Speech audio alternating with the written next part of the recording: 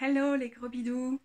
Avec le 7 de Pentacle, on s'attaque au domaine des 7 et donc souvent dans les arcanes mineurs à la dimension d'une certaine forme de confusion ou d'incertitude, et puis à l'image du chariot dans les arcanes majeures qui est caractérisé par le numéro 7, on a aussi cette idée de la persévérance, de la détermination, du travail sur le long terme. Et de sentir les effets sur le long terme, et parfois aussi de lâcher prise au profit du long terme. C'est ce qui va vraiment être très présent dans le 7 de Pentacle. Je trouve que c'est une carte pour laquelle c'est, dans ma pratique personnelle, difficile d'avoir une appréciation générale. Et pour moi, il y a quand même une diversité dans les interprétations visuelles de la carte selon les créateurs et créatrices de jeux qui va influencer fortement ma façon de la concevoir, ma façon de la lire, les éléments visuels qui vont plus ressortir. Est-ce que l'accent est mis plutôt sur le fait de construire ou de récolter, sur le côté de la patience ou sur le côté de la persévérance? Ça va assez fort dépendre d'une carte à l'autre. Si on pense à l'image classique du Waite-Smith, on a une personne qui est devant une plante dont une partie des fruits sont arrivés à maturité. Donc c'est le moment des bilans, dans quelque chose dans lequel on a fourni beaucoup de travail, on a donné beaucoup de temps, on a impliqué nos ressources, quelque chose porte ses fruits.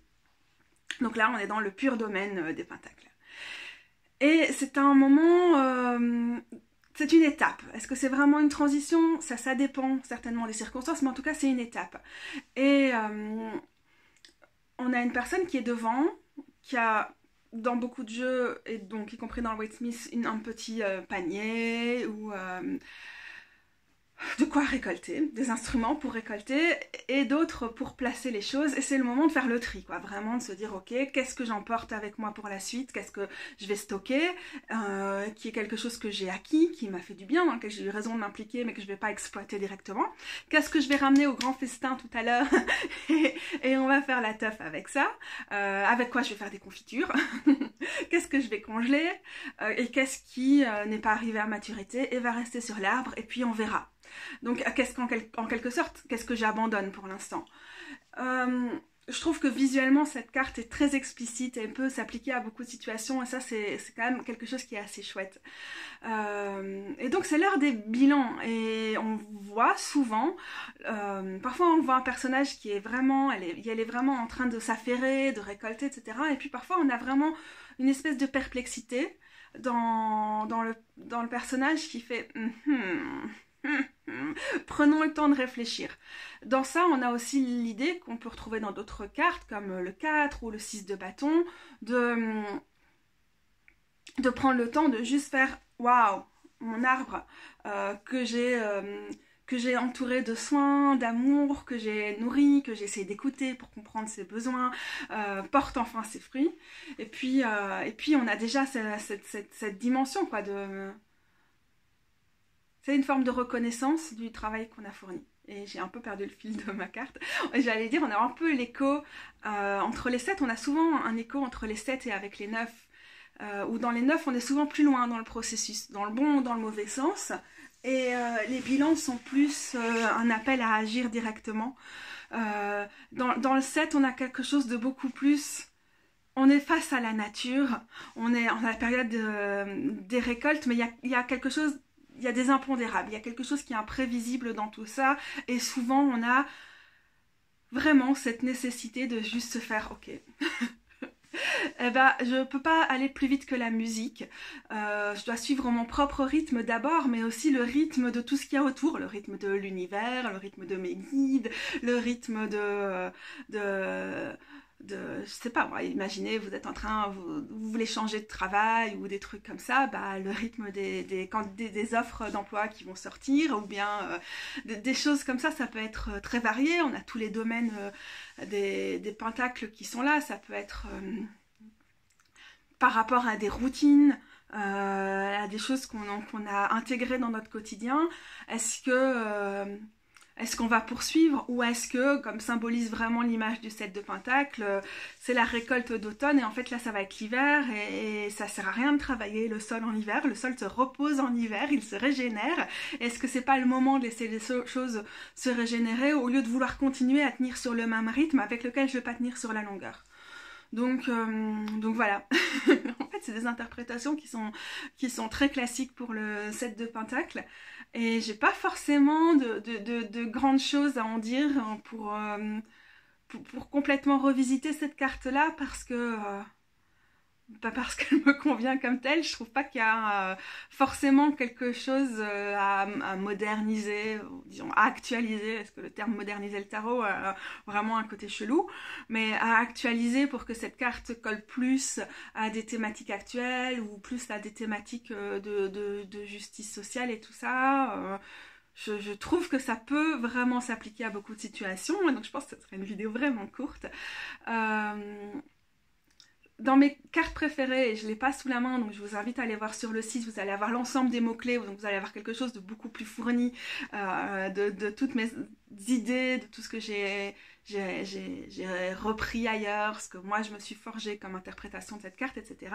Vous allez aussi avoir les photos des 7 de Pentacle avec lesquels j'aime travailler, ou avec lesquels j'aime un peu moins travailler, mais que je vous offre pour avoir un peu plus, enfin je vous offre, c'est pas moi qui les ai créés, hein, mais je vous donne l'accès sur le site de manière à avoir un peu plus de représentation et de quoi réfléchir sur ces cartes-là.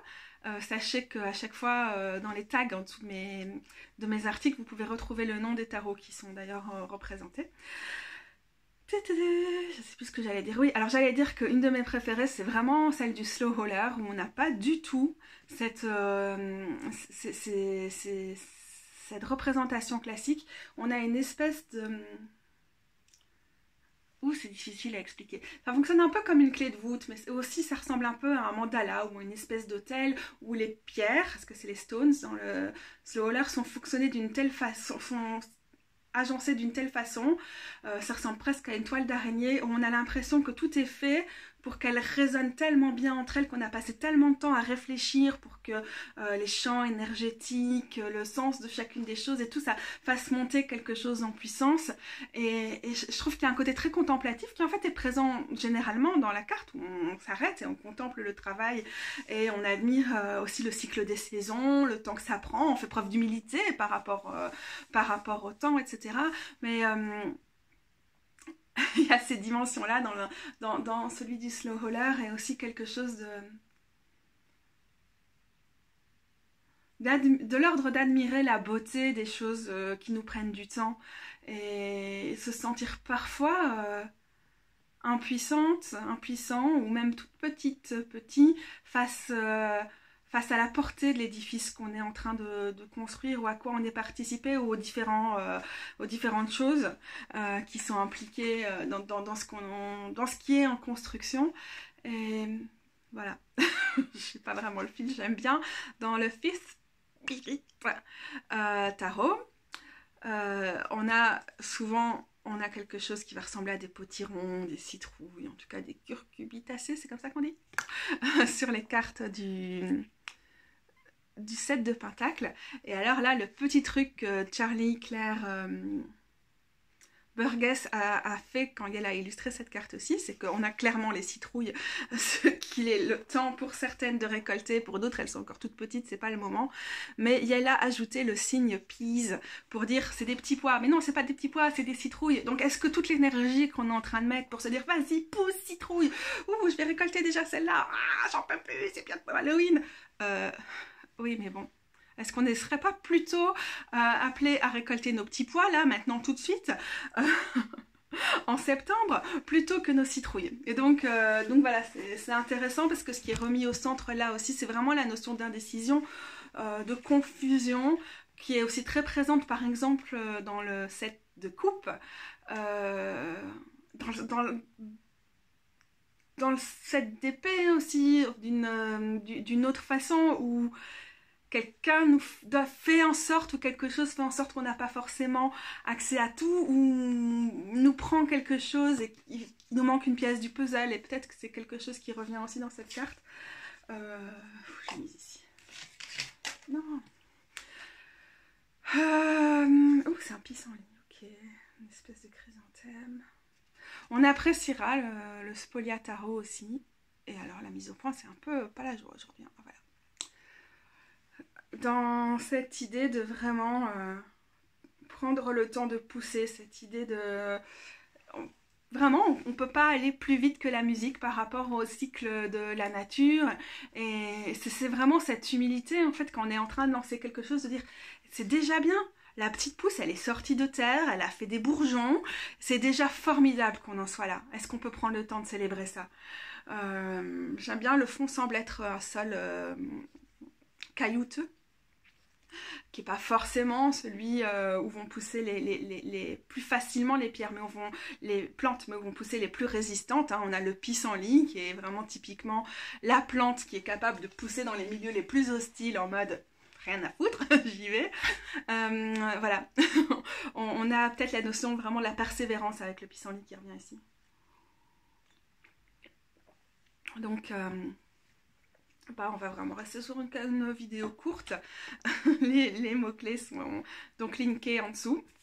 Allez voir ça. Et n'hésitez pas à m'écrire en commentaire ou ailleurs pour partager vos interprétations. Bien sûr, je ne vise pas du tout des interprétations exhaustives. L'idée à travers cette série, c'est de réfléchir ensemble aux cartes. Voilà, cette vision était somme toute fort classique, mais pourquoi pas, parfois, j'ai pas toujours envie, besoin surtout de faire mon set de bâtons et d'avoir envie de m'affirmer comme quelqu'un qui va tout changer tout le temps parce que pourquoi pas.